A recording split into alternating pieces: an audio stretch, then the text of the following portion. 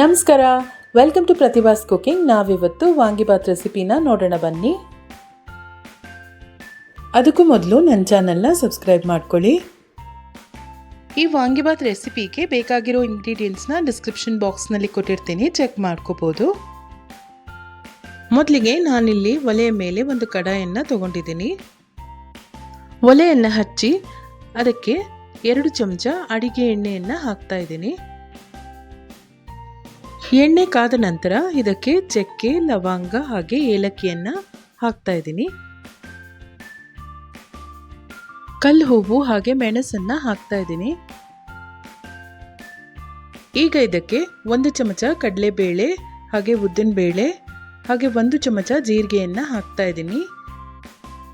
3 ಚಮಚ ಧನಿಯಾವನ್ನು ಸೇರಿಸ್ತಾ ಇದ್ದೀನಿ. ಇದೆಲ್ಲವನ್ನು ಸಣ್ಣ ಉರಿಯಲ್ಲೇ ಚೆನ್ನಾಗಿ ಹುರ್ಕೋಬೇಕು.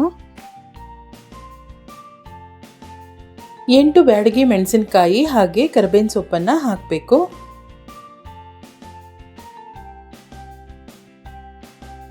ಒಲೆಯನ್ನು ಆಫ್ ಮಾಡಿ ಕೊಬ್ಬರಿಯನ್ನು ಸೇರಿಸಬೇಕು.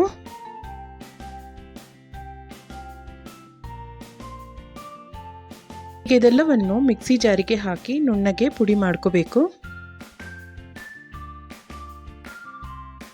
ನಂತರ ಕಡಾಯಿಗೆ ಅಡಿಗೆ ಎಣ್ಣೆಯನ್ನು ಹಾಕ್ತಾ ಇದ್ದೀನಿ.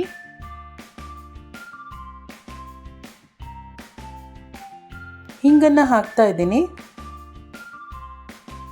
1 ಚಮಚ ಸಾಸಿವೆ, ಜೀರಿಗೆ, ಕಡಲೆಬೇಳೆ, ಉದ್ದಿನಬೇಳೆಯನ್ನು ಹಾಕ್ತಾ ಇದ್ದೀನಿ. ಕೆಂಪು ಮೆಣಸಿನಕಾಯಿ, ಕರಿಬೇವಿನ ಸೊಪ್ಪು ಹಾಗೆ ಗೋಡಂಬಿಯನ್ನು ಹಾಕ್ತಾ ಇದ್ದೀನಿ.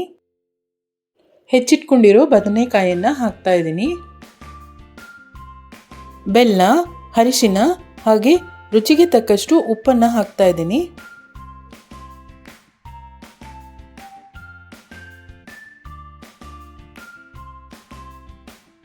ಹುಣಸೆ ರಸವನ್ನು ಸೇರಿಸಬೇಕು.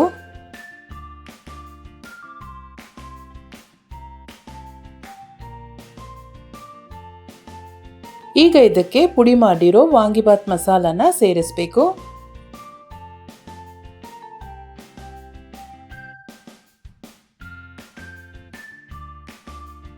ಅನ್ನವನ್ನು ಸೇರಿಸ್ತಾ ಇದ್ದೀನಿ.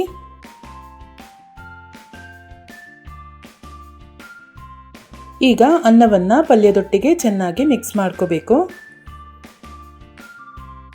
ಈಗ ಕೊಬ್ಬರಿ ತುರಿಯನ್ನು ಹಾಕ್ತಾ ಇದ್ದೀನಿ.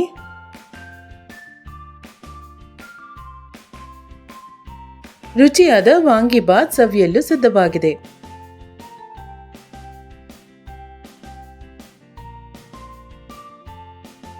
ನಿಮ್ಗೆ ಈ ವಿಡಿಯೋ ಇಷ್ಟ ಆದರೆ ವಿಡಿಯೋನ ಲೈಕ್ ಮಾಡಿ, ಶೇರ್ ಮಾಡಿ ಹಾಗೆ ನನ್ನ ಚಾನಲ್ನ ಸಬ್ಸ್ಕ್ರೈಬ್ ಮಾಡ್ಕೊಳ್ಳಿ.